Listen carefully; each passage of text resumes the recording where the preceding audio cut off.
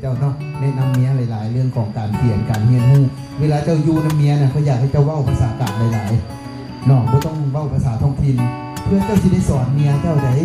เนาะเรียกเจ้าสิได้บางลงเนาะเดี๋ยวจังน้อยไปเฮ็ดเวียกแต่ละหน่วยงานเจ้ากับเมียสิได้ไปนำกันตลอดเพราะว่าเมียเจ้าบ่ฮู้บัดนี้เขาบอกอย่างเมียเจ้าก็บ่ฮู้